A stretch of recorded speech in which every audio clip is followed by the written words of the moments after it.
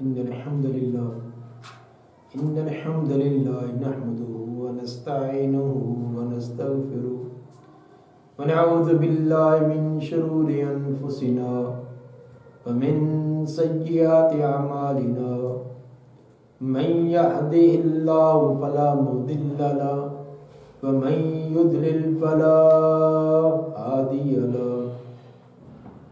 أشهد أن لا إله إلا الله وحده لا شريك له وأشهد أن محمدا عبده ورسوله أما بعد۔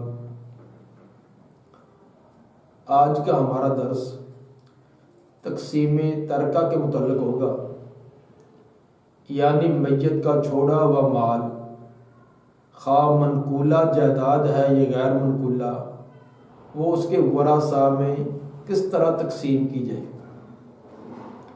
ایسے سمجھیں کہ گزشتہ ہماری تمام جو بحثیں ہیں ان کا ثمرہ اور نتیجہ یہ سبق ہے، کیونکہ اصل وراثت کے تمام احکام و مسائل کے اندر مطلوب اور مقصود وہ فوت ہونے والے کا ترکہ وہ ورثاء میں تقسیم کرنا ہوتا ہے، اور آج کے بحث کے اندر یہی چیز بیان ہوگی۔ اس سے پہلے جتنے بھی بحثیں تھیں، خواہ وہ تحصیل الفروض کے متعلقہ تھی یا تصحیح اور یا رد کے متعلقہ تھی، تو وہ تمام ان چیزوں کے حصول کا ایک ذریعہ تھا، وہ ایک اصول تھے، قانون تھے اس چیز کو پانے اور حاصل کرنے کے لیے۔ اصل مقصود تو یہی ہوتا ہے کہ فوت ہونے والے کا متروکہ مال، چھوڑی ہوئی جائیداد اس کے ورثاء میں کیسے تقسیم ہو۔ چونکہ ورثاء مختلف نوعیت کے ہوتے ہیں، ہر فوت ہونے والے کے وارث ایک ہی انداز کے نہیں ہوتے، تو ورثاء کی مختلف نوعیتوں کی وجہ سے اس کی صورتیں بھی مختلف بن جائیں گی۔ تو اس کے لیے ہم 6 اصول آپ کے سامنے رکھتے ہیں، تو آج کے درس میں ہم 4 اصول بیان کریں گے کہ جن کے ذریعے متروکہ مال و ورثاء میں تقسیم کیا جائے۔ نمبر 1، اگر فوت ہونے والے کے وارثوں میں سے صرف ایک ہی وارث ہے، فرد واحد ہے، خواہ اصحاب الفرائض میں سے ہو، اسبا میں سے ہو، خواہ ذوی الارحام میں سے ہو، ایک ہی فرد ہے، تو تمام کا تمام مال اس کو ملے گا، کسی تقسیم وغیرہ کی ضرورت نہیں ہے، ایک ہی وارث ہے، سارا مال اس کو مل جائے گا۔ نمبر 2، فوت ہونے والے کے ورثاء میں صرف اسبا ہوں، برابر کے درجے کے صرف اسبا ہوں، تو اس وقت جتنے افراد ہیں مال کو اتنے حصوں میں تقسیم کر دیا جائے گا۔ مثلا فوت ہونے والے کے 3 بیٹے ہیں اور صرف 3 بیٹے ہی اس کے وارث ہیں اور کوئی وارث نہیں، تو سیدھی سی بات ہے کہ کل جائیداد کو 3 برابر حصوں میں تقسیم کر دیا جائے گا اور ہر ایک کو ایک ایک حصہ مل جائے گا۔ اسی طرح اگر فوت ہونے والے کے وارثوں میں سے صرف 3 بھائی ہی ہیں اور کوئی اس کا وارث نہیں، تو اس کی جائیداد کو 3 حصوں میں تقسیم کر کے ہر ایک کو ایک ایک حصہ دے دیا جائے گا۔ یہ جتنے بھی افراد ہیں، 3 ہے تو 3 میں کر دیں گے، 4 ہے تو 4 میں، 5 ہے تو 5 میں۔ تیسرا طریقہ، اگر فوت ہونے والے کے ورثاء میں اسبا ہیں لیکن اسبا مذکر اور مؤنث دونوں طرح ملے جلے ہیں، مذکر بھی ہیں اور مؤنث سے بھی، لیکن ایک ہی درجے کے وہ اسبا ہیں، تو اس کے لیے قرآن نے للذکر مثل حظ الانثیین کا اصول بیان کیا ہے کہ مذکر کو 2 حصے اور مؤنث کو 1 حصہ دیا جائے گا۔ مثلا فوت ہونے والے کے وارثوں میں بیٹے اور بیٹیاں دونوں قسم کی ہیں، صرف بیٹے بیٹیاں ہی وارث ہیں اور کوئی وارث نہیں، تو کل جائیداد اس کی ایسے تقسیم کی جائے گی کہ ہر بیٹے کو ڈبل ملے اور بیٹی کو سنگل ملے۔ مثلا فوت ہونے والا اس کا ایک بیٹا اور 2 بیٹیاں ہیں، اور 8,000 روپیہ ہے، تو اب 8,000 کو ایسے تقسیم کیا جائے کہ بیٹے کو ڈبل ملے اور ہر بیٹے کو سنگل ملے. تو 8,000 میں سے 4,000 بیٹے کو ملے گا اور 2,000 بیٹیوں کو ملے گا. یہ للذکر مثل حظ الانثیین کے مطابق تقسیم ہو جائے گی. اگر یہ 2 یا 3 فرد ہوں، جس طرح کہ ابھی مثال دی 1 بیٹا 2 بیٹیاں کی، تو اس میں تو تقسیم آسان ہوتی ہے، کوئی زیادہ ابہام شکوک و شبہات نہیں ہوتے. البتہ اگر افراد زیادہ ہو جائیں تو پھر اس وقت تقسیم کے اندر مشکل پیش آتی ہے کہ اب تقسیم کیسے کیا جائے. مثلا ایک آدمی کے 3 بیٹے اور 4 بیٹیاں ہیں، فوت ہونے والے کے ورثاء میں 3 بیٹے اور 4 بیٹیاں ہیں اور 20,000 روپیہ چھوڑ گیا ہے. اب ہر بیٹے کو ڈبل اور ہر بیٹی کو سنگل ملے، اس کا کیا طریقہ کار ہوگا؟ تو اس کا ایک آسان سا طریقہ وہ یہ ہے کہ چونکہ ہر بیٹے کو ڈبل ملنا ہے، ہر بیٹا 2 بیٹیوں کے قائم مقام میں حصہ لیتا ہے، تو اس طرح ہر بیٹے کو 2 بیٹیوں کے قائم مقام فرض کر لیں. 3 بیٹے تھے تو 3 بیٹوں کی بیٹیاں اگر بنائی جائے تو 6 بن جائیں گی، اور 4 بیٹیاں ویسی حقیقتاً ہیں کیونکہ 3 بیٹے اور 4 بیٹیاں تھیں، تو 3 بیٹوں کو اگر بیٹیاں تصور کیا جائے تو 6 فرد بنیں گے اور 4 اصلی بیٹیاں ہیں، یہ کل 10 بن جائیں گے.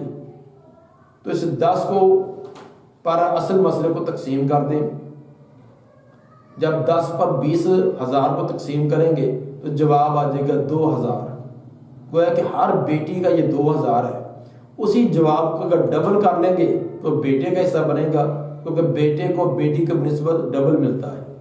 گویا کہ ہر بیٹے کو 4,000 اور ہر بیٹی کو 2,000 مل جائے گا. اسی طرح فوت ہونے والا وہ 20 کنال کا ایک پلاٹ چھوڑ گیا ہے، تو اسی طرح 3 بیٹے اور 4 بیٹیاں ہیں، تو انسان کو بڑا وہم سا رہتا ہے کہ اب ان کا بیٹے کا ڈبل اور بیٹی کا سنگل کیسے نکالیں. تو اسی طرح 3 بیٹوں کو 6 بیٹیاں فرض کر لیں اور 4 بیٹیاں ویسے ہیں، 10 بیٹیاں ہیں، تو ہر ایک بیٹی کو 2 مرلے اور ہر بیٹے کو 4 مرلے آ جائیں گے. اسی طرح کتنی بھی جائیداد ہے، لاکھوں کروڑوں میں ہو، زمین جائے وہ ایکڑوں میں ہو، اور اسی طرح سونا چاندی وہ کلو اور کے حساب سے ہو، تو اس کے تقسیم کا بالکل یہی طریقہ ہے کہ جتنے بھی بیٹے ہیں ان کو ڈبل کر لو. مثلا 6 بیٹے بالفرض، 6 بیٹے ہیں 3 بیٹیاں ہیں، تو 6 بیٹوں کو 12 بیٹیوں کے قائم مقام اور 3 بیٹیاں 15 مان جائے گا، 15 پر تقسیم کر لیں. جو جواب آئے گا اور ہر بیٹی کا حصہ، اسی جواب کو ڈبل کر لیں گے تو بیٹے کا حصہ نکلتا آئے گا. چوتھا اصول یہ ہے کہ فوت ہونے والے کے ورثاء میں اصحاب الفرائض بھی ہوں. صرف اصحاب الفرائض مختلف ہیں یا ان کے ساتھ اسبات بھی ہیں. اکیلے اصحاب الفرائض ہوں لیکن ہوں مختلف درجات کے، اور ان کے ساتھ اسبا ہوں یا نہ ہوں. تو اس کا طریقہ یہ ہے کہ پہلے مسئلے کی تحصیل اصل مسئلہ بنایا جائے گا، جیسے کہ گزشتہ طریقوں کے مطابق بتلایا گیا ہے. اصل مسئلہ بنایا جائے گا، اگر اس کی تصحیح کی ضرورت ہے تو تصحیح بھی کر لی جائے گی. اس کے بعد تصحیح کے ساتھ اس کا ترکہ لکھ دیا جائے گا، جو اس نے ترکہ چھوڑا ہے.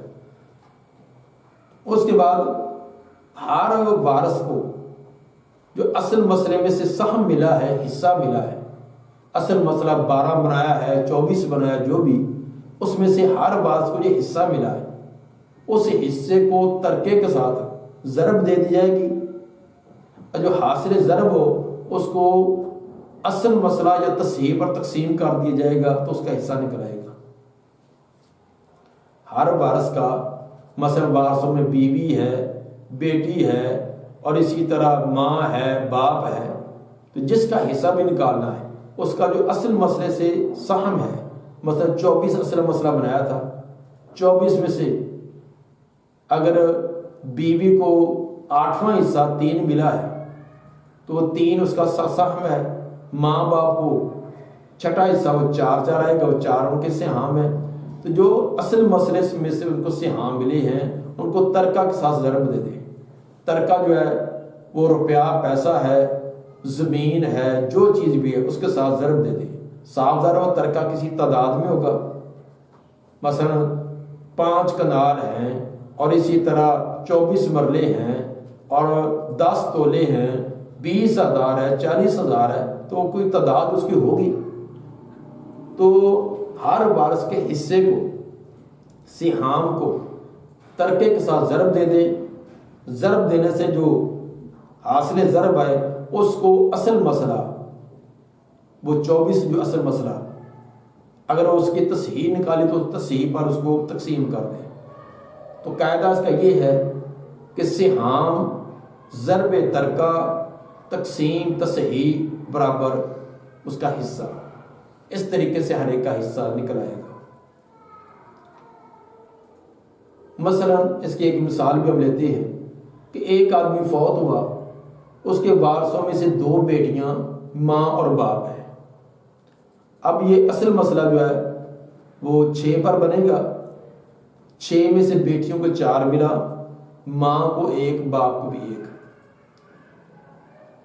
ترکہ جو ہے بالفرض ہم لگا لیتے ہیں وہ 66,000 روپیہ چھوڑ گیا ہے.